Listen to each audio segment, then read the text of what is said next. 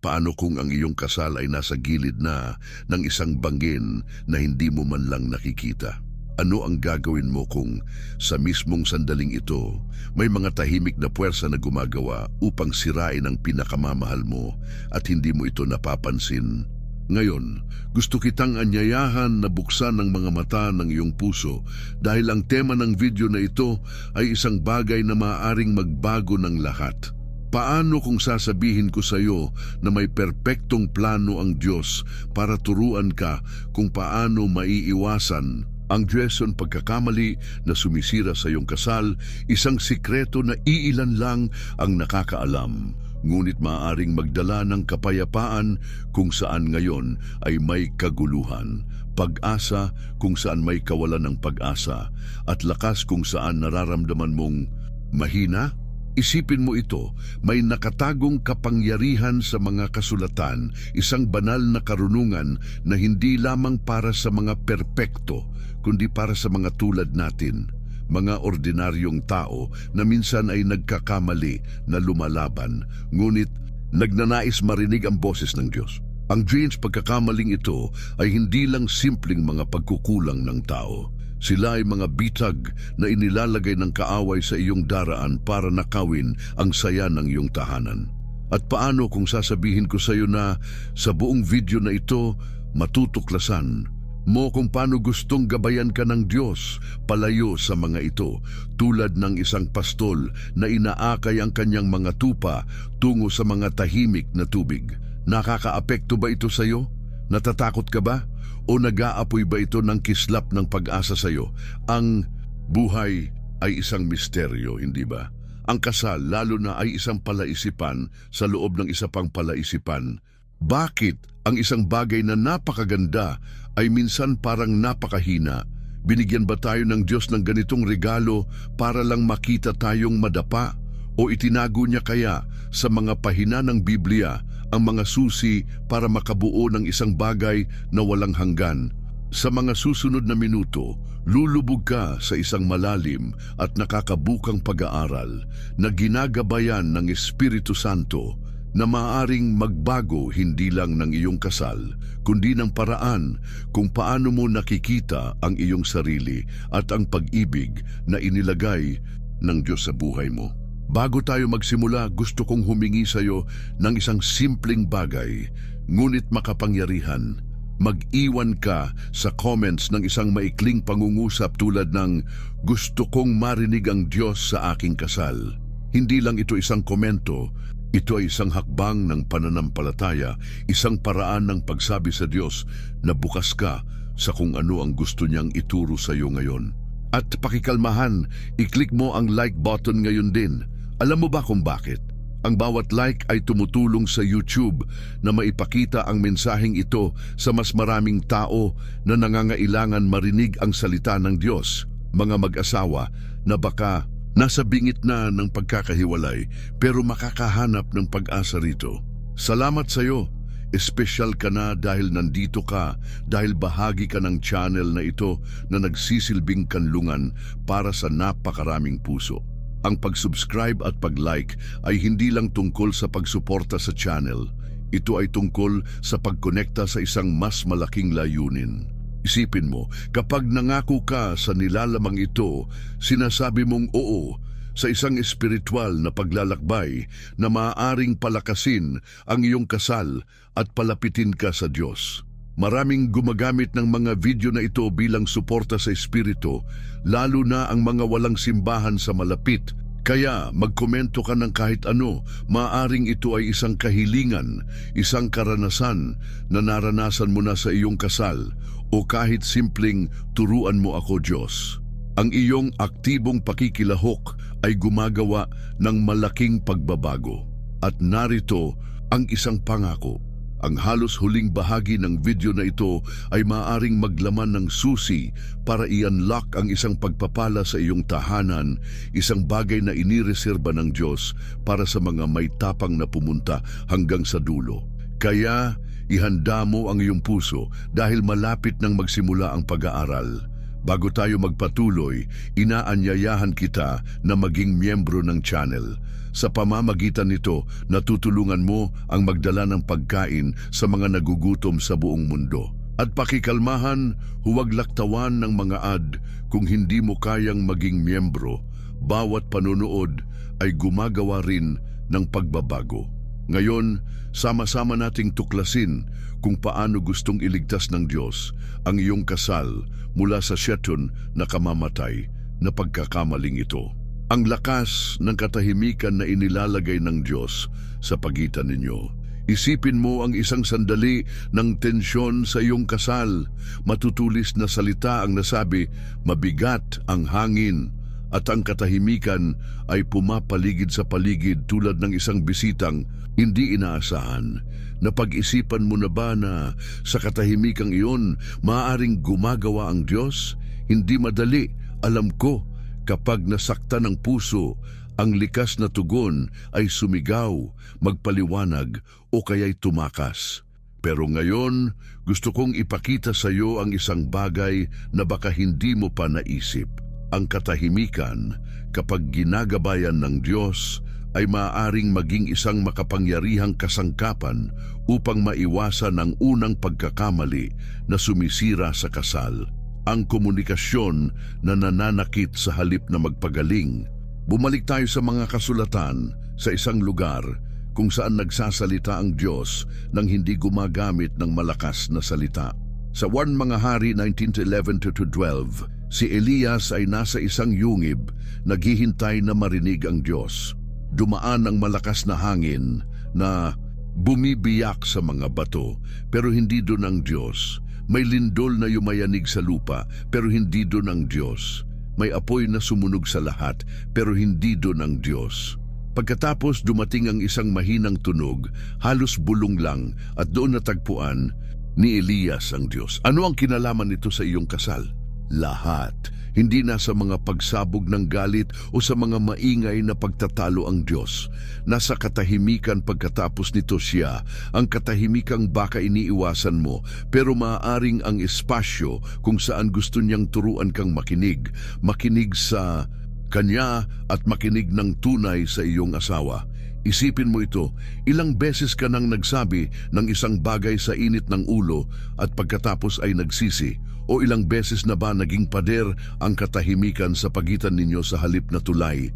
Ang pagkakamali ay nasa pagpapabago ng komunikasyon bilang sandata.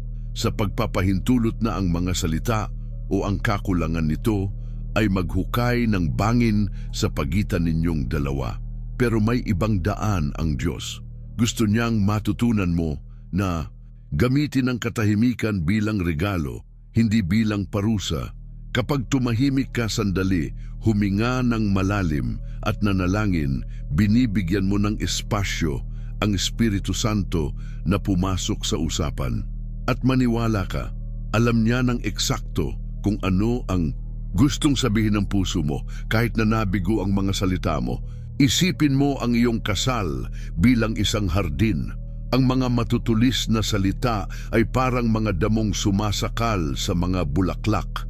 Pero ang katahimikan, kapag sinadya, ay parang mahinang ulan na dumidilig sa tuyong lupa. Hindi ito tungkol sa pagwawalang bahala sa isa't isa o paglunok ng nararamdaman. Ito ay tungkol sa pagpili ng tamang sandali, tamang tono at pagpapahintulot sa Diyos na gabayan ng lumalabas sa bibig mo. Naalala natin sa Kawikaan 15:1 na ang mahinahong sagot ay nagpapawi ng galit. Pero ano ang nauna sa mahinahong sagot? Ang katahimikan. Isang saglit na paghinto upang humingi ng banal na karunungan. Naisip mo na ba kung ano ang mangyayari? Kung sa susunod na pagtatalo, huminto ka ng 5 segundo at sinabi sa iyong puso, Panginoon, magsalita ka para sa akin. Alam ko na hindi palaging madali ito. Baka kasal ka sa isang taong gumagamit ng katahimikan bilang kalasag na nagsasara at iniiwan kang hinuhulaan kung ano ang nangyayari, o baka ikaw ang ganyan at ang iyong asawa ay nahihirapan dahil hindi niya alam kung ano ang nararamdaman mo. Pero narito ang magandang balita, kaya itong baguhin ng Diyos. Tinuturuan ka niya hakbang-hakbang na maiwasan ang nakamamatay na pagkakamaling ito. Magsimula sa maliit. Sa susunod na tumaas ang tensyon, pigilan ang pagnanais na sumabog o magsara sa iyong mundo. Tumahimik ka sandali, pero isang katahimikang puno ng layunin, isang katahimikang nananalangin, naghahanap at nagbibigay ng sitwasyon sa mga kamay ng Diyos na lumikha ng pag-ibig. Gusto kong magkwento sa iyo ng isang bagay para madala ito malapit sa iyo. Nakakilala ako ng isang mag-asawa na halos maghiwalay na. Siya ay masyadong nagsasalita, siya naman ay tumatahimik ng mga araw. Ang mga away nila ay isang siklo na walang katapusan, mga sigaw sa isang banda, malamig na katahimikan sa kabilang banda. Hanggang isang araw, sa gitna ng krisis, nagpasya siyang gumawa ng iba.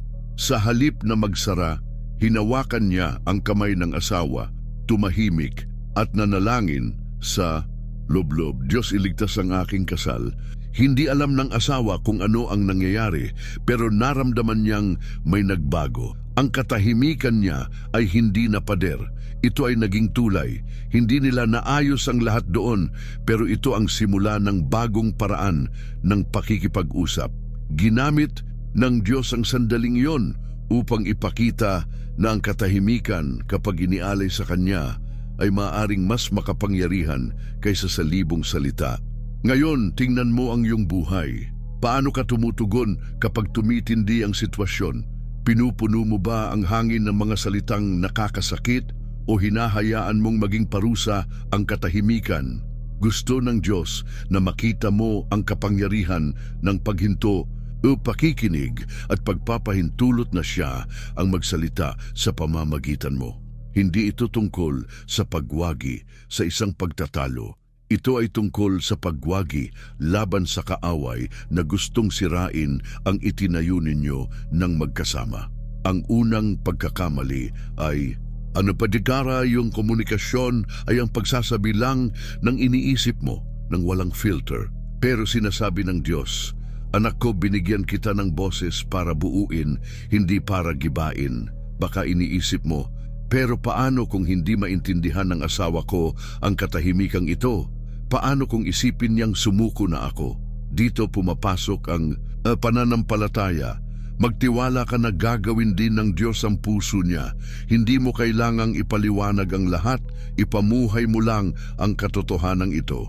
Maging ikaw ang unang gagawa ng hakbang na ito. Kapag pinili mo ang katahimikan na may pag-ibig, nagtatanim ka ng binhi na didiligan ng Espiritu Santo. At ang resulta? Isang kasal kung saan ang mga salita ay nagtatayo, hindi sumisira. Gusto kong dalhin mo ito sa iyong linggo. Subukan mo sa susunod na maramdaman mo ang galit na tumataas. Huminto ka, huminga ka, manalangin ka, hayaang maging kakampi mo ang katahimikan. Magugulat ka sa kung ano ang magagawa ng Diyos sa maliliit na sandaling iyon. Tinuturuan ka niya ngayon mismo na maiwasan ang pagkakamaling ito na nagnanakaw ng kapayapaan sa napakaraming mag-asawa. At alam mo kung ano ang mas kamangha-mangha. Kapag natutunan mo ito, hindi lang ang iyong kasal ang nagbabago, ikaw din. Nagiging mas matiyaga ka, mas matalino, mas katulad ng anak na dumating upang magdala ng kapayapaan. Bago tayo magpatuloy sa paglalakbay na ito, sabihin mo sa akin sa mga komento paano na nagpakita ang katahimikan sa iyong kasal. Naging pasanin ba ito o pagpapala? Ang sagot mo ay hindi lang para sa akin, di. Ito ay paraan upang palakasin ang iyong pananampalataya at magbigay inspirasyon sa iba na nanonood. At kung curious ka tungkol sa susunod na pagkakamali na gusto ng Diyos na matulungan kang maiwasan, manatili ka sa akin. Ano kaya ang nakatago niya para ipakita sa iyo sa susunod? May kinalaman kaya ito sa isang bagay na pinaghihinalaan mo na pero hindi mo pa talaga naharap ng buo? Bago tayo magpatuloy, inaanyayahan kita na maging miyembro ng channel. Sa pamamagitan nito, natutulungan mo ang magdala ng damit sa mga nangangailangan sa buong mundo at pakikalmahan, Huwag laktawan ang mga ad kung hindi mo kayang maging miyembro. Bawat panunood ay gumagawa rin ng pagbabago. Sama-sama nating tuklasin ang susunod na hakbang na mayroon ng Diyos para sa iyo. Ang bigat ng inaasahan na dala mo ng hindi mo namamalayan. Naramdaman mo na ba ang isang kawalan sa dibdib na hindi mo maipaliwanag? Baka isang tahimik na pagkabigo na lumalaki sa tuwing hindi gumagawa ang iyong asawa ng inaasahan mo. Ngayon, gusto kong ipakita sa iyo ang isang bagay na nais ng Diyos na palayain ka. Ang pangalawang pagkakamali na sumisira sa mga kasal. Ang mga hindi makatotohanang inaasahan na inilalagay mo sa taong nasa tabi mo. Hindi madaling aminin, pero madalas tayong nagdadala ng isang bigat na hindi natin nakikita, isang lihim na listahan ng kung ano ang dapat gawin o maging ng iba. At kapag hindi ito nangyari, ang pag-ibig ay nagsisimulang maglaho at napapalitan ng panghihina ng loob. Pero may natutunan akong mahalaga mula sa Diyos para sa iyo rito, isang bagay na maaaring magdala ng gaan sa iyong puso at sa iyong tahanan. Tingnan natin ang isang kwento na baka hindi mo pa naisip na iugnay sa iyong kasal. Sa Lucas 10:38-42, abala si Marta. Inihahanda ang lahat para tanggapin si Jesus habang si Maria ay naupo lamang sa paanan niya, nakikinig. Nainis si Marta, inaasahan niyang tutulungan siya ni Maria na gagawin nito ang sa tingin niya ay tama. Pero sinabi ni Jesus, Marta, Marta, nag-aalala ka at abala sa maraming bagay pero iisa lang ang kailangan. Pinili ni Maria ang mas magandang bahagi. Ano ang sinasabi nito sa iyo? May inaasahan si Marta kay Maria at nang hindi ito natupad, napuno ng kaguluhan ang puso ni Marta. Ngayon, dalhin mo ito sa iyong buhay. Ilang beses ka nang nabalisa o nasaktan dahil hindi ginawa ng iyong asawa ang inaasahan mo. Ilang beses mo nang sinukat ang pag-ibig niya sa kung ano ang hindi niya ginawa sa halip na pahalagahan kung ano siya. Ang mga inaasahan ay parang mga anino na nabubuo ng hindi mo napapansin. Baka inaasahan mong maging mas romantiko siya tulad sa mga pelikula. O baka gusto mong maging mas maayos siya tulad ng nanay mo noon. Baka gusto mong hulaan niya ang iniisip mo o hindi siya kailanman magkakamali sa pagsuporta sa iyo. At kapag hindi ito nangyari, nararamdaman mo ang isang kawalan. Hindi dahil nawala ang pag-ibig, kundi dahil gumawa ka ng isang perpektong imahe na walang sinuman ang makakamit. Gusto ng Diyos na turuan ka ng isang makapangyarihang bagay. Ang tunay na pag-ibig ay hindi nabubuhay sa dapat. Nabubuhay ito sa biyaya, sa pagtanggap, sa pagtingin sa isa't isa bilang regalo, hindi bilang isang proyekto na kailangang ayusin. Isipin mo ang iyong kasal bilang isang ilog. Ang mga hindi makatotohanang inaasahan ay parang mga bato na hinuhulog mo sa daanan ng tubig. Hindi nila pinipigilan ng daloy, pero lumilikha sila ng kaguluhan, ingay at pagkalito. Gusto ng Diyos na tulungan kang alisin ang mga batong iyon, isa-isa. Inimbitahan ka niya na tingnan ng iyong asawa gamit ang kanyang mga matang nakakakita sa kabila ng mga pagkukulang na nakakahanap ng kagandahan sa hindi perpekto. Sa Filipos 4:8, hinimok tayo na isipin ang mga bagay na totoo, marangal, makatarungan, dalisay, kaibig-ibig. Paano kung sa halip na tumuon sa kung ano ang kulang, magsimula kang magpasalamat sa kung ano ang meron ka na? Hindi ito tungkol sa pagwawalang bahala sa mga problema, kundi sa pagpapalit ng paraan kung paano mo sila hinarap. Alam ko na ito ay maaaring maging isang hamon. Baka matagal ka ng kasal at may mahabang listahan na ng gusto mong baguhin sa kanya. O baka ngayon ka palang nagsisimula, puno ng mga pangarap na unti-unting naging mga pangangailangan. Pero pakinggan, muli, hindi ibinigay sa iyo ng Diyos ang iyong asawa para hubugin mo siya ayon sa iyong imahe. Binigyan ka niya ng isang kasama para sama-sama kayong lumago sa imahe niya. Kapag binitawan mo ang mga inaasahang ito, may kamanghamanghang nangyayari. nagsisimula kang makita kung sino talaga ang iyong asawa, hindi kung sino ang gusto mong maging siya. At doon, namumulaklak muli ang pag-ibig. Hindi dahil sa tungkulin, kundi dahil sa pagpili. Gusto kong magkwento sa iyo ng isang bagay na malapit sa puso mo. May isang babaeng nakilala ko na lubos ng pagod. Sabi niya, "Pastor, mahal ko ang asawa ko, pero hindi siya kailanman nangunguna.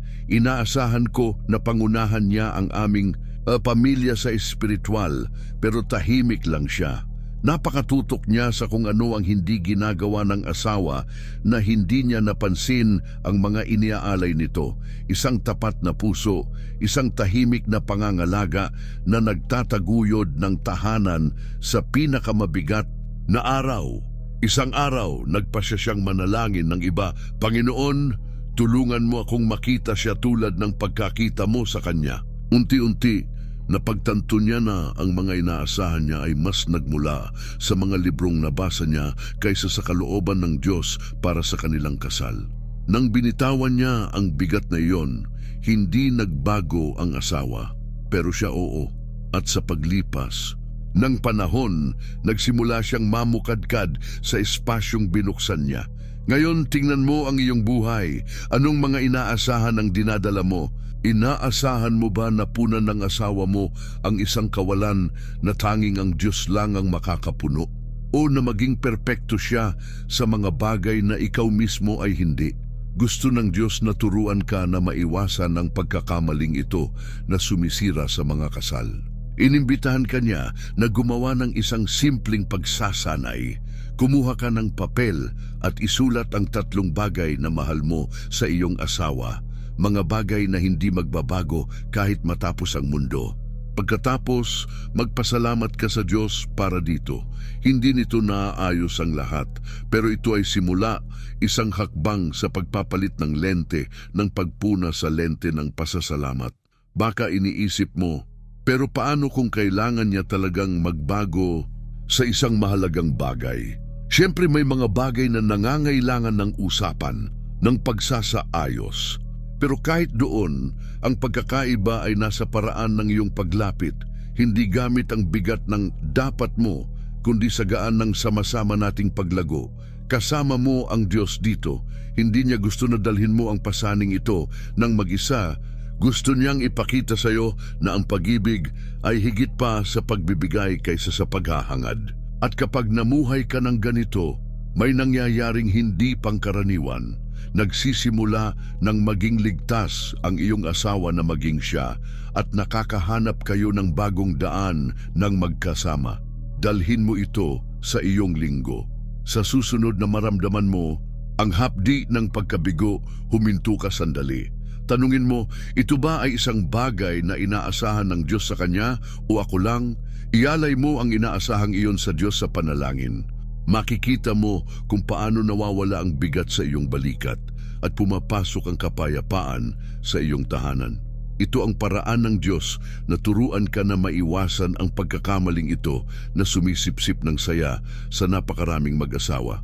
At kapag namuhay ka ng ganito, hindi lang ang iyong kasal ang nagbabago, ikaw din. Nagiging mas matiyaga ka, mas matalino, mas katulad ng anak na dumating upang magdala ng kapayapaan. Bago tayo magpatuloy, sabihin mo sa akin sa mga komento, anong inaasahan ang inilagay mo na sa iyong asawa na baka oras na para bitawan? Ang sagot mo ay hindi lang para sa akin. Ito ay paraan upang palakasin ang iyong pananampalataya at magbigay inspirasyon sa iba na nanonood. At kung curious ka tungkol sa susunod na pagkakamali na gusto ng Diyos na matulungan kang maiwasan, manatili ka sa akin. Ano kaya ang nakatago niya para ipakita sa iyo sa susunod? May kinalaman kaya ito sa isang bagay na nararamdaman mo na sa iyong puso pero hindi mo pa talaga naharap? Ang laso ng nakaraan na hinahayaan mong dumugo sa kasalukuyan. Naramdaman mo na ba ang isang buhol sa lalamunan kapag naalala mo ang isang bagay na ginawa ng iyong asawa ilang buwan o taon na ang nakalipas? Isang salitang masakit, isang pangakong Nasira isang sandali na sinumpaan mong kalimutan, pero nananatili pa rin sa isang madilim na sulok ng iyong puso. Ngayon, gusto kong gabayan ka tungo sa isang katotohanan na nais ipakita sa iyo ng Diyos. Ang pangatlong pagkakamali na sumisira sa mga kasal ay ang pagdadala ng nakaraan bilang isang tanikala. Hinahayaan itong lasunin ang kasalukuyan na maaari ninyong pamuhay ng magkasama, pero may pag-asa dahil may paraan ng Diyos para turuan kang bitawan ang mga gapos na ito at makahanap ng kalayaan para sa iyo at sa iyong tahanan. Sumisid tayo sa isang kwento na baka hindi mo pa naiugnay sa iyong kasal. Sa Genesis 45, si Jose ay kaharap ang kanyang mga kapatid, ang mga mismong nagbenta sa kanya bilang alipin noon. Maaari siyang sumabog sa galit, humingi ng hustisya o simpleng tumalikod. Pero ano ang ginawa niya? Umiiyak siya, niyakap sila at sinabi, "Binalak ninyo ang masama laban sa akin, pero ginawa itong mabuti ng Diyos." Maaring hinayaan ni Jose na diktahan ng nakaraan ang sandaling iyon, pero pinili niyang tingnan ito ng higit pa sa sakit. At ano ang kinalaman nito sa iyo? Lahat. Ang nakaraan ng iyong kasal, ang mga away, ang mga pagkakamali, ang mga luha ay hindi kailangang maging hukom na humahatol sa ngayon. Gusto ng Diyos na ipakita sa iyo na kaya niyang gawing isang bagay na magpapalakas sa pag-ibig ninyo kahit ang pinakamalalim na sugat. Isipin mo ito, ano pa ang dinadala mo sa iyong likod na dapat nang iwan sa paanan ng krus? Baka isang pagtataksil na napatawad mo sa bibig pero hindi sa puso, o isang lumang pagtatalo na binabalik-balikan mo tuwing tumitindi ang sitwasyon. Ang lason ng nakaraan ay banayad, nagpapanggap itong hustisya, alaala, proteksyon, pero sa totoo, ninanakaw nito ang pagkakataon ninyong makabuo ng bago. Hindi gusto ng Diyos na ang iyong kasal ay maging isang museo ng mga hinanakit kung saan bawat sulok ay may nakatagong labi ng sakit. Gusto niya itong maging hardin kung saan ang itinanim kahapon ay maaaring mamukadkad ngayon kung pahihintulutan mo. Alam ko kung gaano ito katotoo. Baka iniisip mo, pero sobrang nasaktan niya ako, paano ko makakalimutan? O baka lagi niyang ibinabato sa akin ang ginawa ko, paano ako makakausad? Pakinggan mo, ang makalimutan ay hindi nangangahulugang magpanggap na walang nangyari. Ito ay ang pagpili na huwag hayaang tukuyin ng nangyari kung sino kayo ngayon. Sa Isaiah 43, 19, sinabi ng Diyos, "Huwag ninyong alalahanin ang mga dating bagay, niisipin ang mga sinauna. Narito, gagawa ako ng bagong bagay." Hindi niya hiniling na burahin mo ang alaala. Tinatawag kaniya na iwan ang nakaraan sa lugar nito para makapagsimula ang bago sa iyong kasal. Isipin mo ang iyong relasyon bilang isang bahay. Ang nakaraan ay parang silong puno ng mga lumang kahon. Ang iba ay may magagandang alaala, ang iba ay naglalaman ng mga nasirang bagay. Kung palagi kang bumababa roon para kalikutin ang mga kahon ng sakit, napupuno ng alikabok ang bahay at walang makahinga ng mahimbing. Pero inaanyayahan ka ng Diyos na umakyat, buksan ang mga bintana at hayaang pumasok ang liwanag. Hindi ito nangangahulugan ng pagwawalang bahala sa kailangang ayusin.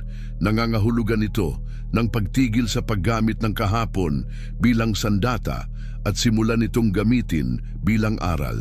Kapag binitawan mo ang lason na iyon, may himalang nangyayari. Ang kasalukuyan ay nakakahanap ng espasyo para mamuhay ng tunay. Gusto kong magkwento sa iyo ng isang bagay na nasaksihan ko. May isang lalaking dala-dala ang bigat ng isang pagkakamali ng kanyang asawa ng mahigit isang dekada. Masyado siyang maluwag sa pera noong simula ng kanilang kasal at hindi niya iyon kailanman binitawan. Sa tuwing napag-usapan ng pera, binabalikan niya ang pagkakamaling iyon parang ebidensya na hindi siya mapagkakatiwalaan. Ang lason ay pumapatay sa kanilang dalawa. Nakaramdam siya ng pagkabigo, siya naman ay nalunod sa pait, Hanggang isang araw sa isang gabi, narinig niya ang isang pangangaral tungkol sa pagpapatawad tulad ng Diyos.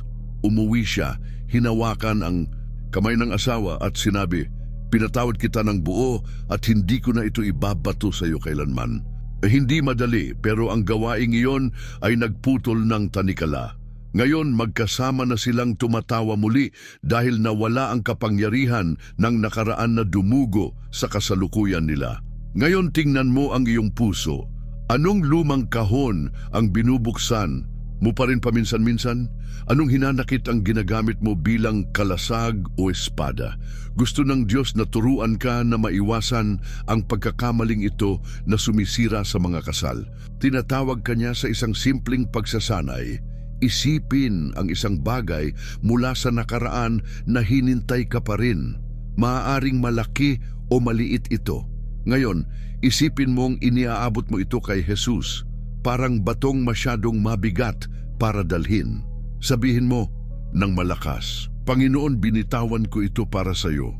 Hindi ito mahika, ito ay pananampalataya. At ang pananampalataya ay gumagalaw ng mga bundok, kahit ang mga bundok ng sama ng loob na hindi mo alam na naroon. Baka iniisip mo, pero paano kung hindi bitawan ng asawa ko ang nakaraan niya? Paano ko ito gagawin ng mag-isa? Magsimula ka kahit mag-isa, ipakita ang daan. Kapag namuhay ka sa kalayaang ito, parang pagpapailaw sa isang madilim na silid. Baka hindi agad sumunod ang iba pero makikita nila ang pagkakaiba. Kasama mo ang Diyos dito, ginagabayan ka hakbang-hakbang. Alam niya na ang nakaraan ay isang magnanakaw na matalino pero mas malakas siya. At gusto niya na ang iyong kasal ay maging isang patotoo ng pagtubos, hindi ng galit. Dalhin mo ito sa iyong araw. Sa susunod na dumating ang isang mapait na alaala, huminto ka, huminga ka, manalangin ka, "Diyos, alisin mo ito sa akin." Mararamdaman mo ang bigat na nawawala, unti-unti. Ito ang paraan ng Diyos na turuan ka na maiwasan ang pagkakamaling ito na sumisira sa napakaraming mag-asawa. At kapag namuhay ka ng ganito, ang kasalukuyan ay nagiging lugar ng pagpapagaling, hindi ng digmaan. Bago tayo magpatuloy, sabihin mo sa akin sa mga komento, ano mula sa nakaraan ang gusto mo nang bitawan sa iyong kasal? Ang sagot mo ay maaaring maging isang hakbang ng pananampalataya para sa iyo at isang liwanag para sa isang nanonood. At kung gusto mong malaman kung ano ang susunod na pagkakamali na gusto ng Diyos na tulungan kang mahal everywhere, na ipakita ang video na ito ay maaaring magbago ng lahat ng bagay na iyong ginagawa nang hindi mo alam. Matutong maiwasan ang 7 pagkakamali na sumisira sa iyong kasal sa tulong ng Diyos. Ang bawat komento ay nagdudulot ng inspirasyon sa iba at nagpapakita ng iyong pananampalataya. Ang kawalan ng paghahambing na nagnanakaw ng iyong saya. Nakaranas ka na ba ng pagtingin sa ibang mag-asawa at naramdaman ang isang hapdi sa iyong dibdib? Baka sa social media, nakikita ang mga perpektong larawan ng bakasyon o sa isang pagtitipon, napapansin kung paano sila parang sobrang magkasundo, habang ikaw at ang iyong asawa ay halos hindi magkasundo sa pagpili ng hapunan. Ngayon, gusto kong makipag-usap sa iyo tungkol sa isang bagay na nais ng Diyos na alisin sa iyong puso. Ang pang-apat na pagkakamali na sumisira sa mga kasal, ang paghahambing na sumisip-sip ng saya mula sa kung ano ang mayroon kayo at ginagawang isang hindi nakikitang larangan ng digmaan ang inyong pag-ibig. Pero may paraan palabas at gusto ng Diyos na turuan ka kung paano ito makikita, na magdadala ng kapayapaan kung saan ngayon ay maaaring may inggit o kawalan ng kasiyahan. Tingnan natin ang isang kwento na baka hindi mo pa naiugnay dito. Sa Samuel 18, si David ay bumabalik mula sa isang labanan at ang mga babae ay umaawit. Pinatay ni Saul ang kanyang 1,000 at si David ang kanyang 10,000. Narinig ito ni Saul at sa halip na ipagdiwang ang tagumpay, Hinayaan niyang lasunin ng paghahambing ang kanyang puso. Nagsimula siyang tingnan si David bilang karibal, hindi bilang kaalyado. Ano ang sinasabi nito sa iyo? Ang paghahambing ay hindi lamang nagnanakaw ng saya. Ito ay lumilikha ng mga kaaway kung saan dapat may pagkakaisa. Ngayon, dalhin mo ito sa iyong kasal. Ilang beses ka nang tumingin sa gilid, sa mag-asawa, sa simbahan, sa kapitbahay, o kahit sa isang perpektong bersyon ng iyong sariling nakaraan at hinayaang bawasan nito ang itinayo ninyo ng magkasama. Gusto ng Diyos na palayain ka rito dahil alam niya na ang iyong kasal ay hindi ginawa para makipagkompetensya, ginawa ito para mamukadkad. Isipin mo ito, ang bawat mag-asawa ay parang isang natatanging puno sa isang malaking gubat. Ang isa ay maaaring may makukulay na bulaklak. Ang isa pa ay maaaring magbigay ng masasarap na prutas, pero lahat sila ay may mga ugat na nagtataguyod sa kanila. Kapag naghahambing ka, parang hinuhukay mo ang iyong puno mula sa lupa para tingnan kung katulad ito ng nasa tabi. At ano ang nangyayari? Natutuyo ito. Ang iyong kasal ay may sariling kagandahan, isang natatanging tawag na walang ibang makakapamuhay. Pero gustong-gusto ng kaaway na bumulong. Tingnan mo ron, mas magaling sila, hindi kayo sapat. At nang hindi mo namamalayan, nagsisimula kang sukatin ang iyong asawa sa isang pamantayan na hindi sa kanya ni sa inyo. Alam ko kung gaano ito kabahid. Baka nakakakita ka ng isang asawang lalaki na nagdarasal kasama ang kanyang asawa tuwing gabi at naisip, bakit hindi ganyan ang akin? O isang asawang babae na nagluluto tulad ng chef at naramdaman, hindi ako magiging ganyan kailanman. Ang maliliit na paghahambing na ito ay nagtatambak tulad ng mga patak sa isang baso hanggang sa umapaw ito sa pagkabigo. Pero pakinggan mo, hindi ibinigay sa iyo ng Diyos ang asawa ng ibang tao. Ibinigay niya sa iyo ang sayo kasama ang mga katangian, mga kapintasan, mga natatanging paraan na kayo lang ang nakakaunawa. Sa Galatia 6:2 par, sinasabi sa atin na suriin ang sarili nating gawa at doon magkakaroon ng dahilan para magmalaki sa sarili, hindi sa iba. Ito ay isang imbitasyon na tumingin sa loob ng iyong tahanan, hindi sa labas, at hanapin ang saya sa kung ano ang inilagay na ng Diyos doon. Isipin mo ang iyong kasal bilang isang sayaw. Kayong dalawa ay may ritmo na sa inyo lang, minsan clumsy, minsan perpekto, pero palaging natatangi. Ang paghahambing ay parang pagsubok na sumayaw sa koreografiya ng ibang mag-asawa. Natitisod ka, nawawala ang hakbang at ang musika ay nagiging ingay. Gusto ng Diyos na turuan kang makinig sa melodiyang ginawa niya para sa inyo. Hindi ito nangangahulugan na walang lugar para sa paglago. Nangangahulugan ito na ang paglago ay nanggagaling sa loob, hindi sa pagsisikap na gayahin ang nasa labas. Kapag tumigil ka sa pagtingin sa gilid, may magandang nangyayari. Nagsisimula kang makita muli ang iyong asawa, hindi bilang anino ng ibang tao, kundi bilang regalo na siya. Gusto kong magkwento sa iyo ng isang bagay na nakita ko. May isang babaeng dumating sa akin, puno ng luha sa mga mata. Sabi niya, "Pastor, nakikita ko ang kaibigan ko na may asawang gumagawa ng mga romantikong sorpresa at ang akin ay halos hindi naaalala ang aming anibersaryo." Napakabulag niya sa paghahambing na hindi niya napansin ang iniaalay ng kanyang asawa. Isang walang hanggang pasensya sa mga anak, isang tahimik na pangangalaga na nagtataguyod ng pamilya sa pinakamahirap na araw.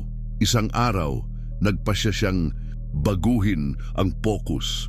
Sa halip na hingin ang hindi niya ginagawa, nagpasalamat siya sa ginagawa niya. Sumulat siya ng simpleng tala, "Salamat sa pagiging aking ligtas na daungan." Binasa ito ng asawa, natulala, at sa sumunod na linggo, nagdala siya ng bulaklak.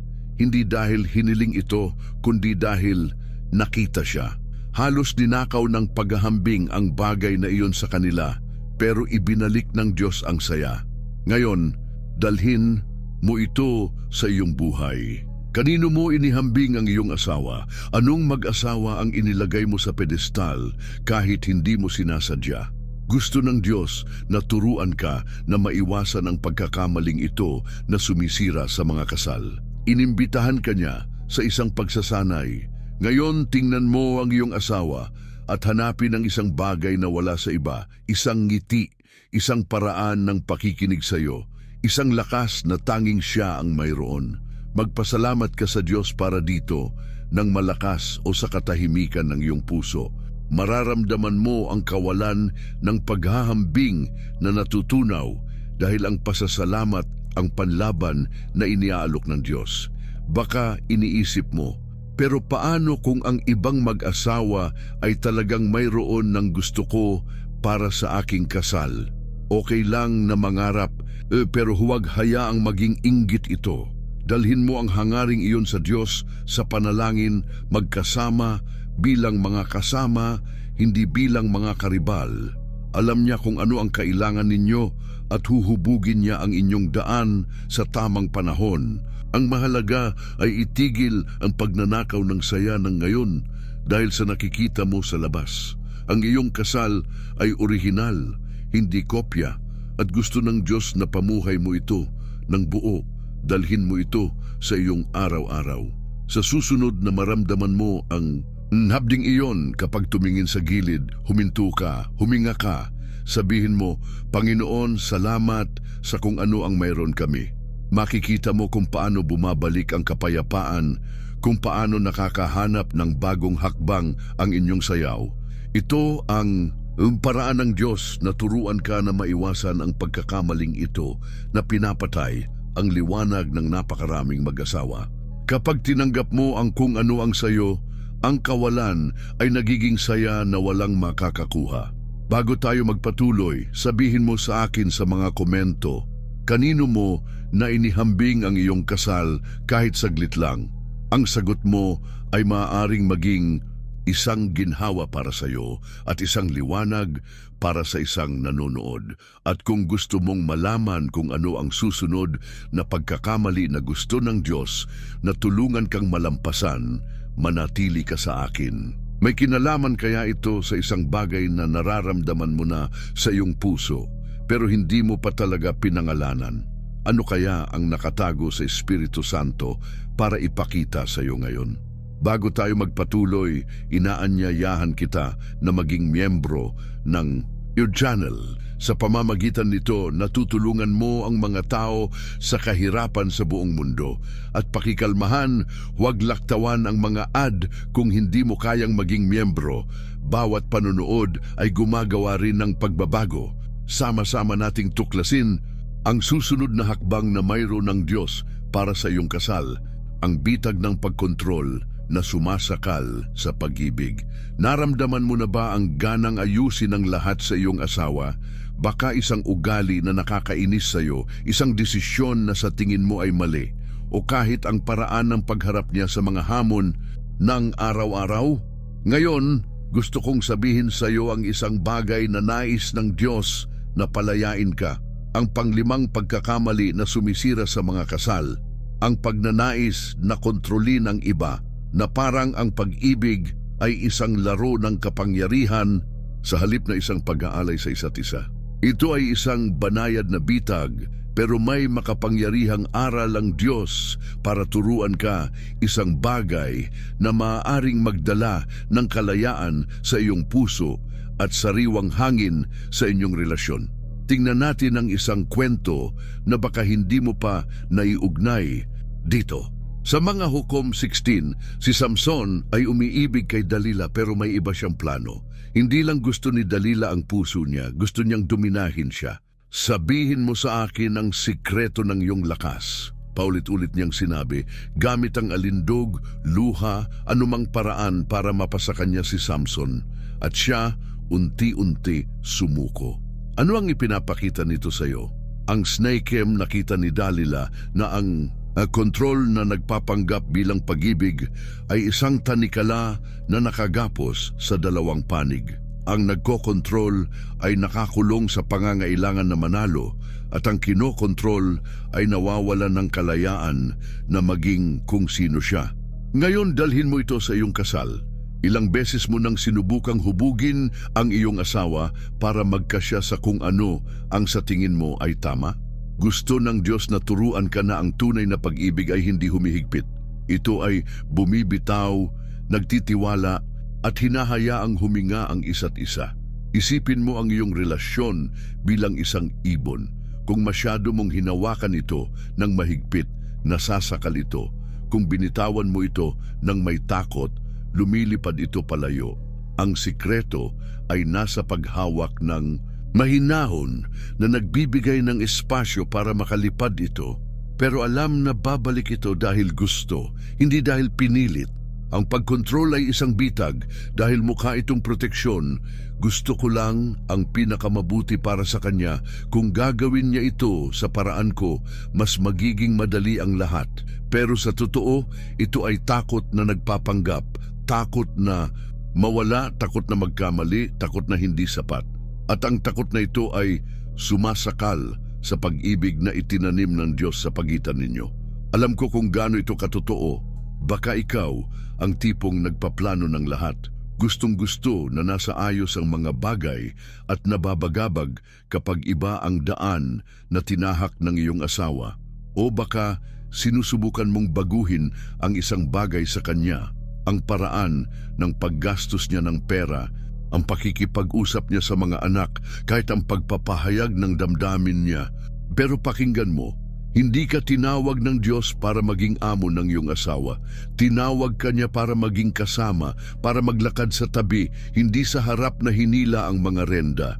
Sa 1 Corinto 13:7, inilarawan ang pag-ibig bilang isang bagay na lahat ay tinitiis, lahat ay pinaniniwalaan, lahat ay inaasahan.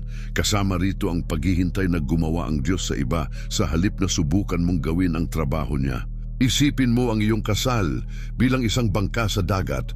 Pareho kayong nagsasagwan, pero kung ang isa ay susubukang iikot ang timon ng mag-isa, mababalanse ang bangka, mawawala ang direksyon. Ganyan ang pagkontrol. Akala mo ginagabayan mo, pero sa totoo, sinisira mo ang balanse ng lahat. Gusto ng Diyos na turuan kang bitawan ng timon at magtiwala na siya ang kapitan.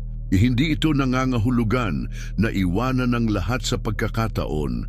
Nangangahulugan ito na itigil ang pagnanais na diktahan ang bawat hakbang at simulan ng pakikinig, pagsuporta at pagpapahintulot sa iyong asawa na maging kung sino siya, kasama ang mga lakas at kahinaan na ibinigay sa kanya ng Diyos. Kapag ginawa mo ito, ang pag-ibig ay nakakakuha ng mga pakpak.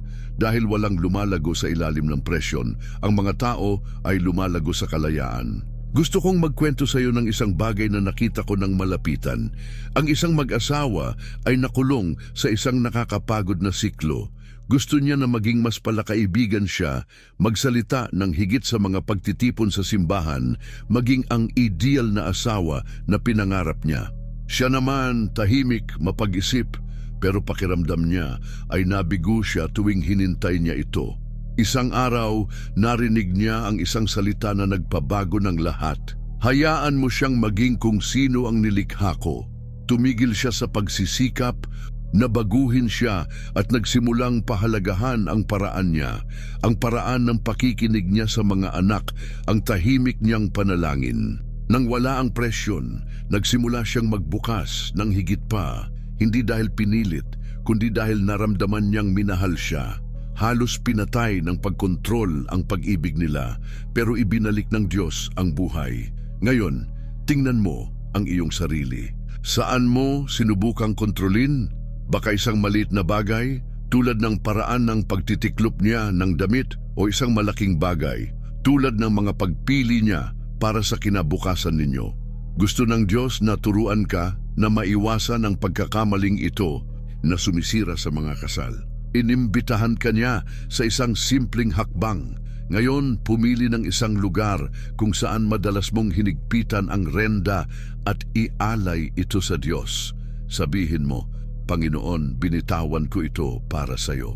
Pagkatapos, tingnan mo ang iyong asawa nang may bagong mga mata, hindi para baguhin, kundi para mahalin. Mararamdaman mo ang pagbabago ng hangin sa pagitan ninyo dahil ang pag-ibig ay namumulaklak kung saan may espasyo. Baka iniisip mo, pero paano kung gumawa siya ng mga desisyong hindi ko gusto, paano ako mananahimik? Hindi ito tungkol sa pagiging tahimik. Ito ay tungkol sa pakikipag-usap ng may pananampalataya, hindi ng may puwersa. Dalhin mo ang iyong mga alalahanin sa Diyos muna at pagkatapos sa iyong asawa ng may kababaang loob. Hindi siya perpekto, hindi ka rin perpekto, pero perpekto ang Diyos. At alam niya kung paano gabayan kayong dalawa kahit na umuugoy ang bangka. Ang pagkontrol ay isang ilusyon, walang nakakapigil sa hangin. Pero kapag nagtitiwala ka sa Diyos, ang bangka ay nakakarating sa daungan kahit sa gitna ng bagyo. Dalhin mo ito sa iyong araw-araw. Sa susunod na maramdaman mo ang ganang ituwid o idirekta, huminto ka, huminga ka. Manalangin ka, Diyos, bigyan mo ako ng karunungan para mahalin nang hindi kinukulong. Makikita mo kung paano nawawala ang bigat, kung paano muling humihinga ang pag-ibig. Ito ang paraan ng Diyos na turuan ka na maiwasan ang pagkakamaling. Ito na nagnanakaw ng gaan sa napakaraming mag-asawa. Kapag binitawan mo ang mga renda, pareho kayong nananalo dahil ang pag-ibig ay hindi kulungan. Ito ay isang langit na bukas. Bago tayo magpatuloy, sabihin mo sa akin sa mga komento, saan mo na sinubukang kontrolin ang iyong asawa kahit na may mabuting layunin? Ang sagot mo ay maaaring maging isang hakbang ng kalayaan para sa iyo at isang liwanag para sa isang nanonood. At kung gusto mong tuklasin ang susunod na pagkakamali na gusto ng Diyos na tulungan kang malampasan, manatili ka sa akin. May kinalaman kaya ito sa isang bagay na nararamdaman mo na pero hindi mo pa talaga naharap ng buo? Ano kaya ang nakatago sa Espiritu Santo para ipakita sa iyo ngayon? Bago tayo magpatuloy, inaanyayahan kita na maging miyembro ng channel. Sa pamamagitan nito, natutulungan mo ang mga nagugutom sa buong mundo at pakikalmahan. Huwag laktawan ang mga ad kung hindi mo kayang maging miyembro. Bawat panunood ay gumagawa rin ng pagbabago. Sama-sama nating alamin ang susunod na hakbang na mayroon ng Diyos para sa iyong kasal. Ang bangin ng kawalang interes na pinapatay ang apoy. Naramdaman mo na ba ang isang lamig sa pagitan ninyo na hindi mo maipaliwanag? Hindi ito away, hindi pagsabog, isa lamang kawalan na parang dalawang estranghero kayong naghahati ng iisang bubong. Ngayon, gusto kong makipag-usap sa iyo tungkol sa isang bagay na nais buhayin muli ng Diyos sa iyong puso. Ang pang-anim na pagkakamali na sumisira sa mga kasal, ang kawalang interes na pumapasok tulad ng hamog na pinapatay ang apoy na minsang nagniningas ng malakas. Pero may pag-asa dahil may paraan ng Diyos para turuan kang tawirin ang bangin na ito at ibalik ang init sa iyong tahanan. Tingnan natin ang isang kwento na baka hindi mo pa naiugnay sa iyong kasal. Sa Apokalipsis 2:4-5, nagsasalita si Jesus sa simbahan ng Efeso. Sila ay masisipag, tapat, walang kapaguran, pero sinabi niya, mayroon akong laban sa iyo dahil iniwan mo ang iyong unang pag-ibig. Alalahanin mo kung saan ka nahulog, magsisi at bumalik sa mga unang gawa. Hindi ito tungkol lamang sa isang simbahan. Ito ay tungkol sa puso ng tao. Ganyan ang kawalang interes. Hindi mo napapansin kapag dumating ito. Pero biglang ang dating simbuyo ay nagiging gawain. Ang dating pangangalaga ay nagiging kapabayaan. Ngayon, dalhin mo ito sa iyong buhay. Ilang beses mo nang hindi tiningnan ang mga mata ng iyong asawa. Hindi tinanong kung kamusta siya. Hindi inalintana kung ano ang nararamdaman niya. Gusto ng Diyos na turuan ka na ang pag-ibig ay hindi namamatay sa malalaking suntok. Namamatay ito sa maliliit na katahimikan. Isipin mo ang iyong kasal bilang isang siga. Sa simula, mataas ang mga apoy, nagpapainit sa lahat sa paligid. Pero kung tumigil ka sa paglalagay ng kahoy, sa pagbibigay buhay sa apoy, ito ay nagiging mga baga at pagkatapos abo. Ang kawalang interes ay ang kapabayaang ito, hindi pagkamuhi, kundi ang pagtigil sa aktibong pagmamahal. Baka sabihin mo, pero mabilis ang buhay, ang mga anak, ang trabaho, wala ng oras. Naiintindihan ko talaga, pero pakinggan mo, ang pag-ibig ay hindi nabubuhay sa mga tira-tira. Kailangan nito ng layunin, ng pagsisikap, ng pang-araw-araw na hininga para panatilihing buhay ang apoy. Hindi ka binigyan ng Diyos ng asawa para maging magkamukha lang kayo sa kwarto. Binigyan ka niya ng kasama para ibahagi ang kaluluwa. Alam ko kung gaano to kabahid. Baka hindi na kayo mag-away, pero hindi rin kayo tumatawa ng magkasama. Baka hindi na kayo nag-uusap tungkol sa mga problema, pero hindi rin kayo nangangarap ng magkasabay. Ang kawalang interes ay isang bangin na dahan-dahang bumubukas, isang bahala na dito, isang mamayako na titingnan doon, hanggang sa napakalayo ninyo na hindi mo na maalala kung paano kayo napunta roon. Pero narito ang magandang balita, dalubhasa ang Diyos sa pagbubuhay muli ng mga pinalamig. Tinatawag ka niya na alalahanin ang unang pag-ibig, hindi para sisihin ka, kundi para anyayahan kang bumalik. Sa Mateo 22:37, sinabi ni Jesus na mahalin ang Diyos ng buong puso, kaluluwa at isip. At ang pag-ibig sa kasal ay salamin nito. Kailangan nito ang buo mong pagkatao, hindi lang ang natitira sa dulo ng araw. Isipin mo ang inyong relasyon bilang isang ilog. Ang kawalang interes ay parang dam na itinayo mo nang hindi mo napapansin. Pinipigilan nito ang daloy, iniiwan ang tubig na walang buhay. Pero gusto ng Diyos na turuan kang wasakin ang dam na iyon. Paano? Sa pamamagitan ng maliliit na kilos, pero puno ng puso. Isang tala na iniwan sa mesa, isang mahal kita nang walang dahilan, isang tanong na taos puso, kamusta ka ngayon? Hindi ito tungkol sa malalaking gawa, ito ay tungkol sa maliliit na kislap na nagsasabing, mahalaga ka pa rin sa akin. Kapag ginawa mo ito, bumabalik ang apoy dahil ang pag-ibig ay lumalago kung saan may pansin. Gusto kong magkwento sa iyo ng isang bagay na nangyari. May isang lalaking dumulog sa akin, walang ganang-gana. Sabi niya, Pastor, wala nang saya ang kasal ko. Hindi kami nag-aaway, pero wala rin akong nararamdaman. Sila ng asawa niya ay namumuhay na parang mga robot. Bawat isa sa kani-kanilang gawain, hindi nagkakakilanlan, hindi nagkakakita. Tinanong ko, kailan ka huling gumawa ng isang bagay para lang sa kanya nang walang inaasahan? Natigilan siya. Kaya sinabi, ko ang isang maliit na bagay. Magdala ka ng kape sa kanya bukas dahil lang gusto mo. Ginawa niya. Kinabukasan, tiningnan siya ng asawa nang may pagtataka, ngumiti at tinanong, bakit? Sumagot siya, dahil gusto kitang malapit. Hindi ito mahika pero ito ang simula. Pinatay ng kawalang interes ang apoy nila pero ginamit ng Diyos ang isang kilos para muling buhayin ito. Ngayon, tingnan mo ang iyong puso. Saan napasok ang kawalang interes? Baka hindi mo napansin pero mararamdaman mo ang kawalang iyon kapag nasa iisang sofa kayo pero nasa magkaibang mundo. Gusto ng Diyos na turuan ka na maiwasan ang pagkakamaling ito na sumisira sa mga kasal. Inimbitahan ka niya sa isang simpleng nahakbang.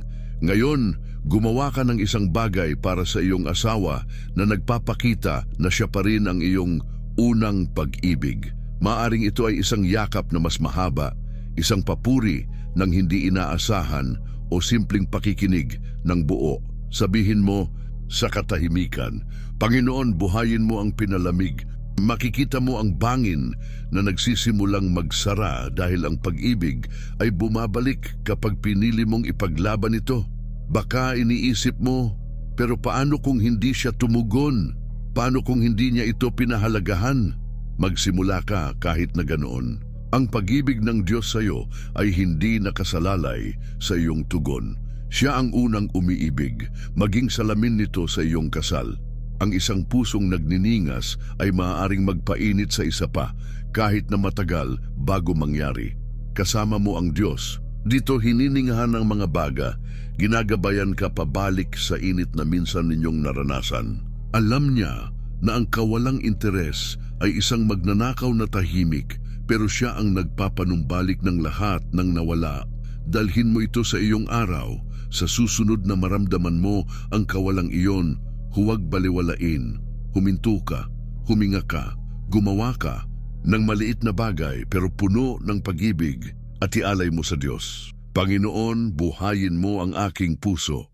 Mararamdaman mo ang apoy na nanginginig muli, handa nang lumaki.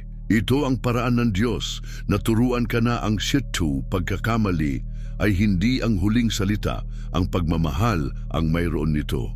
Kapag pinili mong magmalasakit, ang bangin ay nagiging tulay at ang pag-ibig ay nakakahanap ng daan pabalik. Bago tayo magpatuloy, sabihin mo sa akin sa mga komento, saan mo na naramdaman ang kawalang interes na pumapasok sa iyong kasal?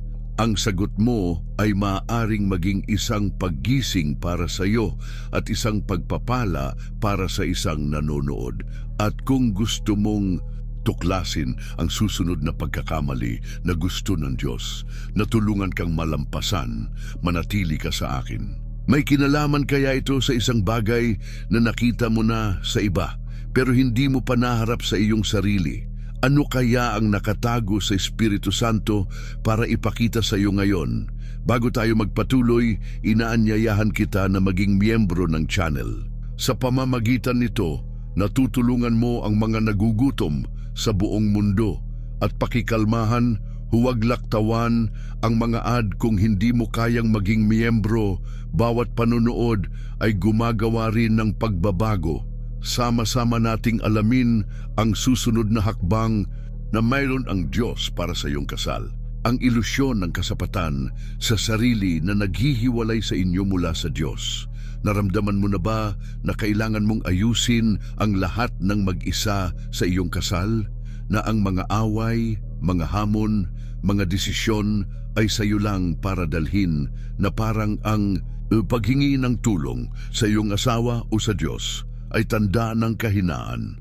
Ngayon, gusto kong sabihin sa iyo ang isang bagay na nais baguhin ng Diyos sa iyong puso. Ang pangpitong pagkakamali na sumisira sa mga kasal. Ang kasapatan sa sarili na nagpapaisip sa iyo na kaya mong hawakan ang mundo sa iyong mga kamay. Gayong sa katotohanan, ito ay lumilikha ng pader sa pagitan ninyong dalawa at ng Diyos. Pero may daan pabalik at gusto niyang turuan ka kung paano ito tahakin na magdadala ng kababaang loob at pagkakaisa sa iyong tahanan. Tingnan natin ang isang kwento na baka hindi mo pa naiugnay dito. Sa Exodo 13, si Moises ay hinuhusgahan ang bayan ng mag-isa araw-araw. Inaayos ang bawat problemang dumarating sa kanya. Siya ay pinuno, lingkod ng Diyos, pero pagod na pagod. Nakita ito ni Jethro, ang kanyang biyenan, at sinabi, "Hindi maganda ang ginagawa mo. Mapapagod ka, ikaw at ang bayan. Hindi mo kayang dalhin ito ng mag-isa. Humingi ka ng tulong." Pinakinggan ito ni Moises, nagtalaga ng iba, at naging magaan ang pasanin. Ano ang sinasabi nito sa iyo? Kahit ang pinakadakilang tao ay kailangang matuto na ang lakas ay hindi nasa paggawa ng lahat ng mag-isa, nasa pagtitiwala sa iba at higit sa lahat sa Diyos. Ngayon, dalhin mo ito sa iyong kasal.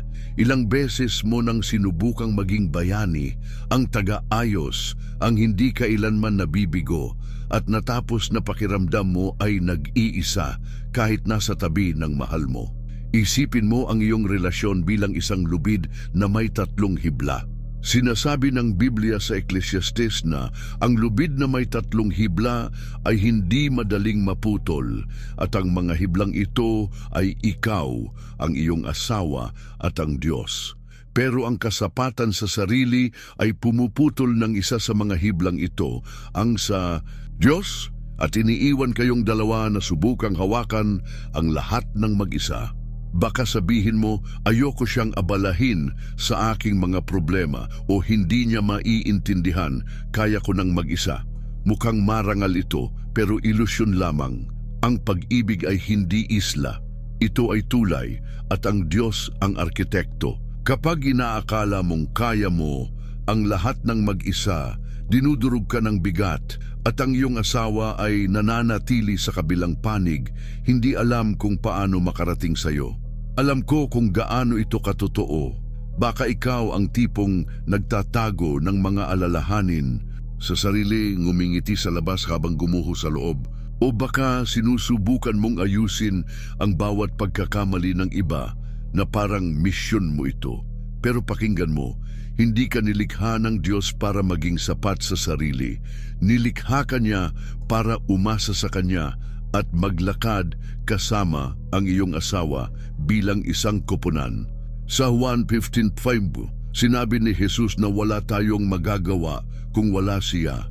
Hindi ito kahinaan, ito ay kalayaan.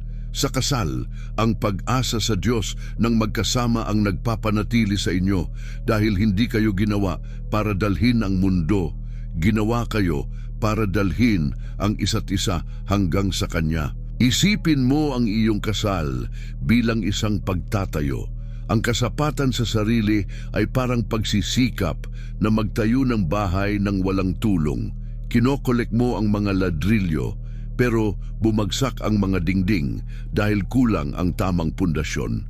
Gusto ng Diyos na turuan kang tawagin siya sa lugar ng pagtatayo at tawagin din ang iyong asawa. Hindi ito tungkol sa pagsuko, ito ay tungkol sa pagbabahagi.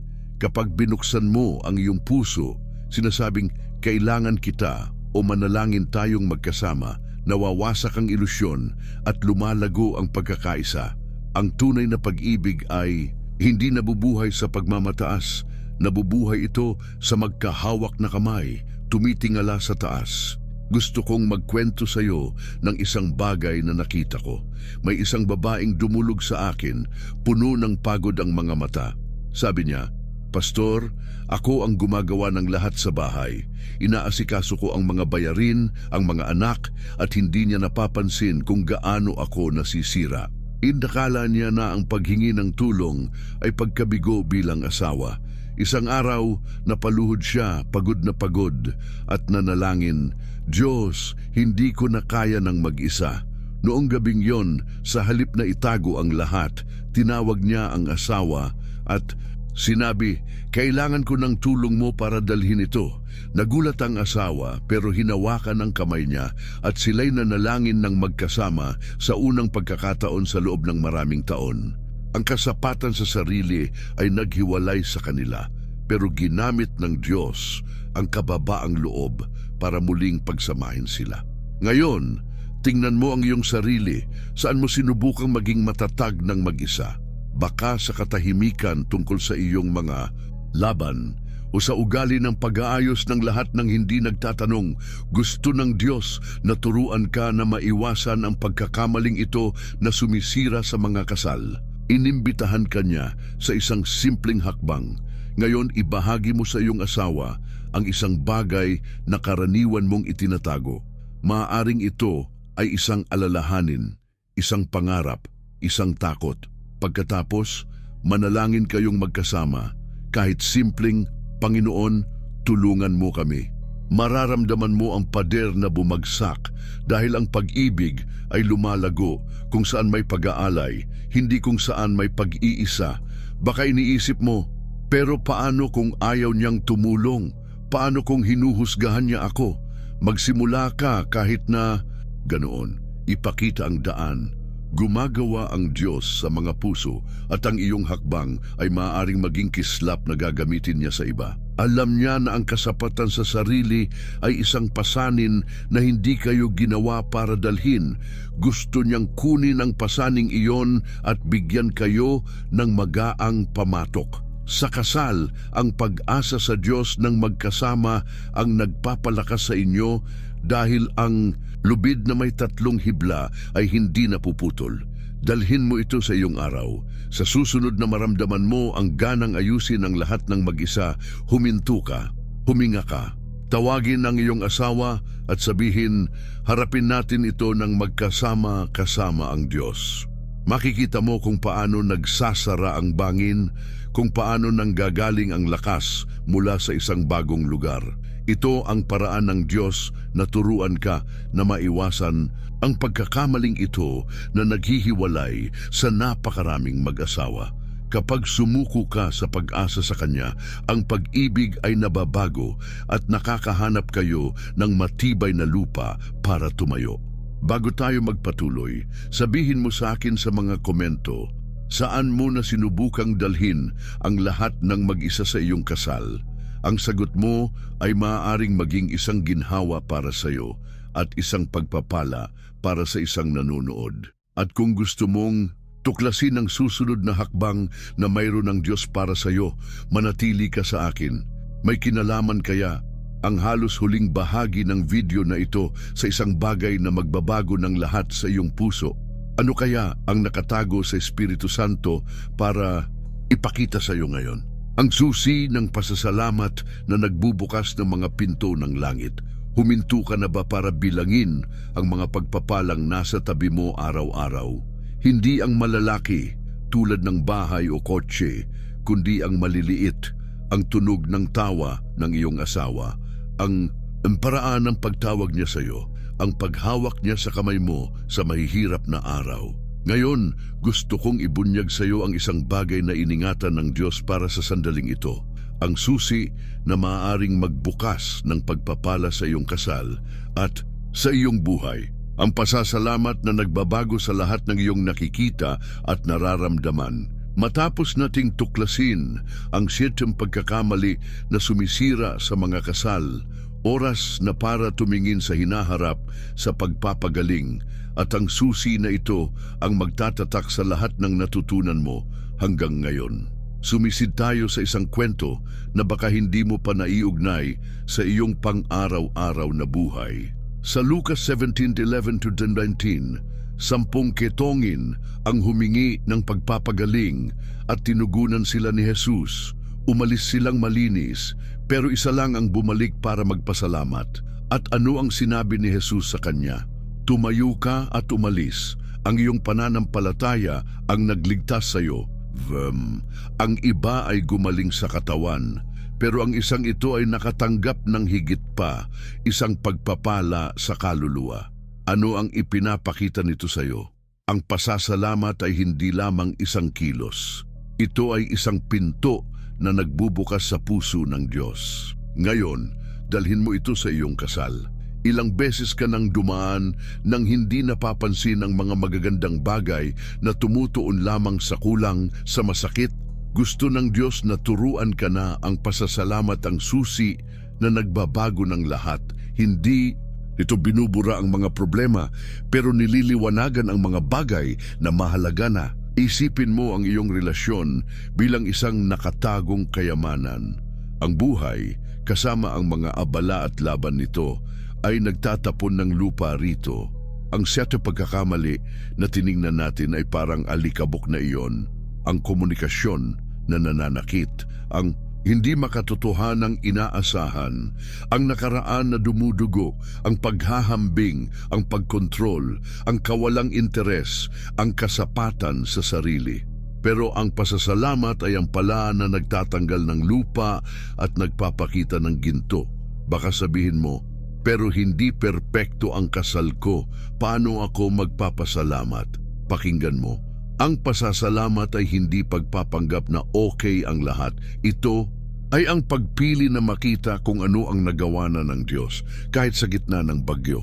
Ito ay ang pagsasabi ng salamat sa mga bagay na nakatayo pa rin, sa mga mayroon pa kayo.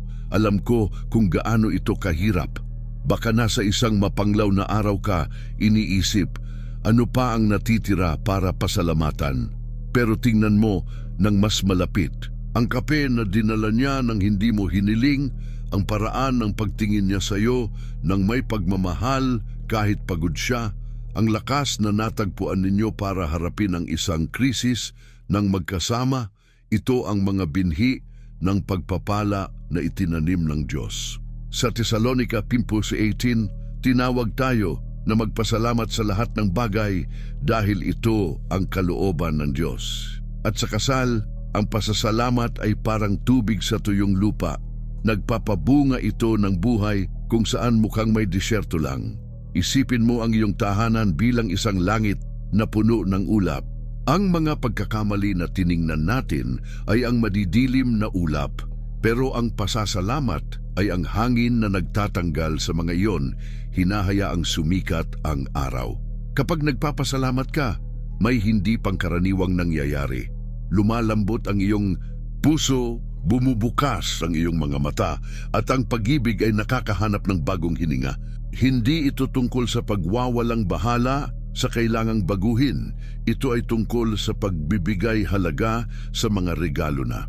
At narito ang susi. Kapag nagpasalamat ka para sa iyong asawa, nagsisimulang gumawa ang Diyos sa kanya, sa iyo, at sa pagitan ninyo sa paraang hindi mo maisip. Ang pasasalamat ay ang langis na nagpapadulas sa mga makina ng kasal, at ito ang maaaring maging pagpapala na hinintay mo. Gusto kong magkwento sa iyo ng isang bagay na nasaksihan ko. Ang isang mag-asawa ay nasa bingit ng pagkakahiwalay. Napakarami ng away nila na halos hindi na sila nag-uusap. Sabi sa akin ng babae, "Pastor, wala na akong makitang maganda sa kanya." Sinubukan ko ang isang simpleng bagay. Sa loob ng isang linggo, isulat mo ang isang bagay na maaari mong pasalamatan sa kanya gaano man kaliit. Nag-alinlangan siya, pero pumayag. Sa unang araw, isinulat niya, iniwan niya ang ilaw para sa akin nang dumating akong gabi. Sa pangalawa, inayos niya ang gripo nang hindi ko hiniling. Sa dulo ng linggo, hinanap niya ako nang umiiyak. Hindi ko alam kung gaano pa rin niya ginagawa para sa akin. Napansin ng asawa ang pagbabago sa kanya at unti-unti nagsimula silang mag-usap muli. Ang pasasalamat ang susi na nagbukas ng pinto na akala nila ay nakakandado ng tuluyan. Ngayon, dalhin mo ito sa iyo. Ano ang maaari mong pasalamatan ngayon sa iyong asawa? Baka isang bagay na hindi mo pa kailanman sinabi, nang malakas, isang bagay na mukhang maliit pero may hawak ng haplos ng Diyos. Ito ang susi na ipinangako ko, ang pasasalamat na magbubukas ng pagpapala. Gusto ng Diyos na turuan ka na, kapag nagpapasalamat ka, dinadagdagan niya ito. Subukan mo, ngayon tingnan mo ang iyong asawa at sabihin ang salamat para sa isang partikular na bagay, maaaring sa mga mata niya o sa katahimikan ng iyong puso. Pagkatapos manalangin ka, Panginoon, paramihin mo ito sa aming tahanan. Mararamdaman mo ang langit na bumubukas dahil ang pasasalamat ay ang wika ng mga pagpapala. Baka iniisip mo, pero paano kung hindi niya karapat-dapat ang aking pasasalamat? Paano kung hindi niya ito pinahalagahan? Gawin mo kahit na ganoon. Ang pasasalamat ay hindi nakasalalay sa iba. Nakasalalay ito sa iyong pagpili na makita ang Diyos sa inyong kwento, at kapag pinili mo ito, pumapasok ang Espiritu Santo, nagdadala ng pagpapagaling, lakas, at kahit mga himala. Ito ang pangako ng sandaling ito. Ang halos huling bahagi ng video na ito ay hindi lamang wakas. Ito ay simula. Ang pasasalamat ay maaaring maging susi na magbubukas ng bagong panahon sa iyong kasal. Isang panahon kung saan ang mga pagkakamali ay naiiwan at ang pag-ibig ay nakakakuha ng mga pakpak. Dalhin mo ito sa iyong araw. Sa susunod na maramdaman mo ang bigat ng mga pagkakamali na tiningnan natin, huminto ka, huminga ka. Maghanap ka ng isang dahilan para magpasalamat, isa lang, at ialay mo sa Diyos. Salamat dito, Panginoon. Makikita mo kung paano nagbabago ang hangin, kung paano muling humihinga ang pag-ibig. Ito ang paraan ng Diyos na turuan ka na ang seting pagkakamali ay hindi ang huling salita. Ang pasasalamat ang mayroon nito. Ito ang tulay sa susunod, sa pagtatapos na magtatatak ng lahat ng ito ng may pag-asa. Bago tayo magpatuloy sa wakas, sabihin mo sa akin sa mga komento, ano ang maaari mong pasalamatan sa iyong asawa ngayon? Ang sagot mo ay maaaring maging susi sa isang pagpapala sa iyong buhay at isang patotoo para sa isang nanonood. At kung gusto mong makita kung paano tatapusin ng Diyos ang paglalakbay na ito, manatili ka sa akin. May kinalaman kaya ang wakas sa isang imbitasyon na magbabago sa paraan ng iyong pamumuhay sa iyong kasal? Ano kaya ang nakatago sa Espiritu Santo para ibigay sa iyo ngayon? Bago tayo magpatuloy, inaanyayahan kita na maging miyembro ng channel. Sa pamamagitan nito, natutulungan mo ang mga balo na nahihirapan sa buong mundo. At pakikalmahan, huwag laktawan ang mga ad kung hindi mo kayang maging miyembro. Bawat panunood ay gumagawa rin ng pagbabago. Sama-sama tayong pumunta sa pagtatapos na inihanda ng Diyos para sa iyo. Nakarating ka rito at hindi ito maliit na bagay. Binabati kita mula sa puso. Kakaunti lang ang may tapang na sumisid ng ganito kalalim na buksan ang puso para marinig kung ano ang gusto ng Diyos na ituro tungkol sa pag-ibig na itinanim niya sa iyong kasal. Hindi ka lang nanonood ng video, sinasabi mong oo sa isang paglalakbay, sa isang tawag na inilagay ng Espiritu Santo sa harap mo ngayon. At gusto kong sabihin sa iyo, espesyal ka dahil dito. Sa pagtigil mo hanggang sa dulo, ipinakita mo na gusto mo ng higit pa mula sa Diyos, higit pa mula sa iyong asawa, higit pa sa buhay na pinangarap niya para sa inyo.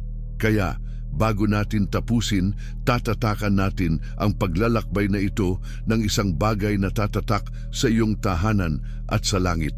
Tinalakay natin ang siyetong pagkakamali na sumisira sa mga kasal, ang mga batong iyon sa daan na ginagamit ng kaaway para nakawin ang sayo, ang komunikasyon na nananakit, ang hindi makatotohanang inaasahan, ang nakaraan na dumudugo, ang paghahambing na nagbubulag, ang pagkontrol na sumasakal, ang kawalang interes na nagpapalamig, at ang kasapatan sa sarili na naglalayo sa iyo mula sa Diyos, pero hindi ka tumigil doon. Tinanggap mo ang susi ng pasasalamat na nagbubukas ng mga pinto sa mga pagpapalang iningatan ng Diyos para sa iyo. At ngayon, sa sandaling ito, gusto kitang anyayahan na gumawa ng hakbang pa.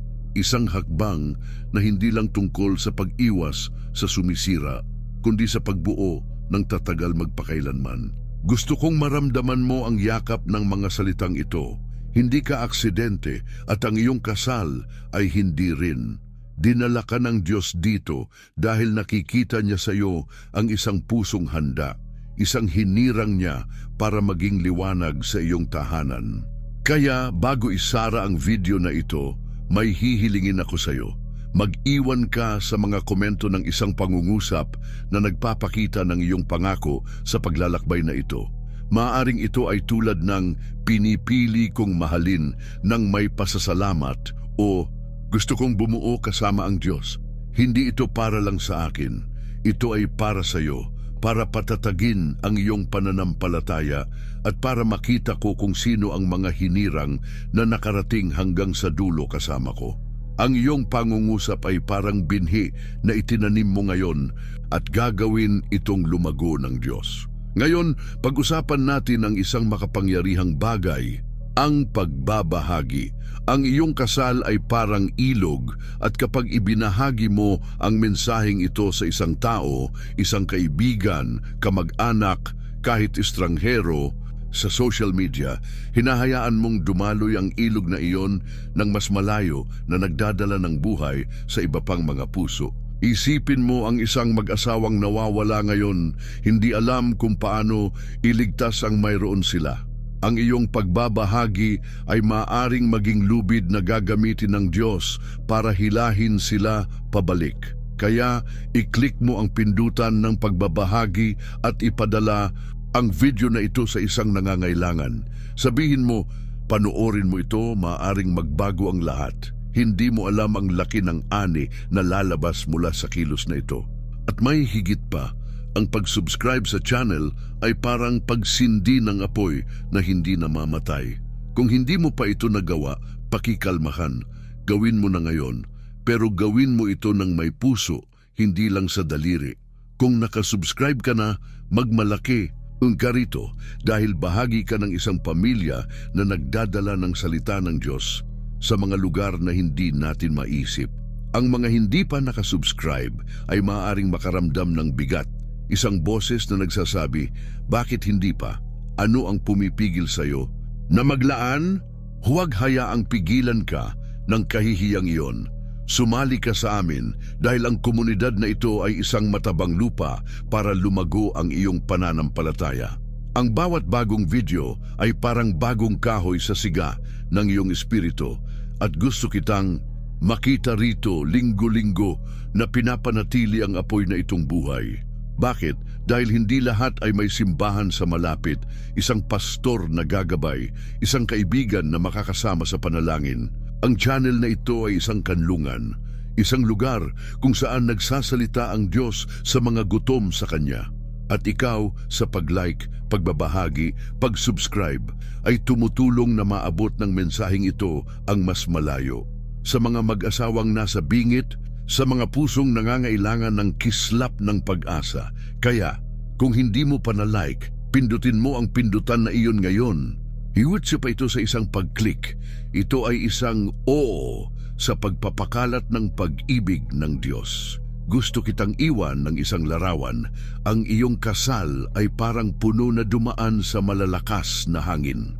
Ang 7 pagkakamali ay ang mga ihip na yumayanig sa mga sanga. Pero ikaw, kasama ang Diyos, natutong patatagin ang mga ugat. Ngayon, maaari itong lumago. Mataas, matibay, puno ng bunga. Pero ang mga puno ay nangangailangan ng pangangalaga, ng tubig, ng araw. Ang patuloy na panonood ng mga video na ito ay parang pagdidilig sa punong yon. Parang pagpapahintulot sa Espiritu Santo na putulin ang kailangan at buhayin ng bago. Huwag tumigil dito. Ito lang ang unang binhi ng marami pang nais itanim ng Diyos sa iyo. At para matapos, may espesyal akong hiling sa'yo. Kapag natapos ang video na ito, huwag laktawan ang musikang tutugtog. Manatili ka ng ilang minuto sa katahimikan, nakikinig, hinahayaang yakapin ka nito.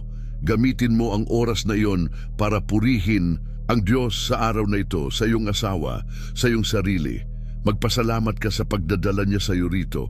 Huwag ipos, huwag patayin, hayaang dumaloy ang espiritual na koneksyong ito hanggang sa huling nota. Ito ay isang sandali na para lang sa iyo kasama ang Diyos, isang tatak para sa lahat ng naranasan mo sa mga minutong ito kasama ko. Isang pagpapala ka, huwag kalimutan niyan. Ang iyong kasal ay isang regalo at kasama mo ang Diyos para gawin itong magningning. Kaya, ikomento mo ang iyong pangungusap ng pangako, i-like, ibahagi, mag-subscribe at bumalik palagi. Naway, gabayan ka ng Espiritu Santo, ingatan ka at punuin ka ng kapayapaan.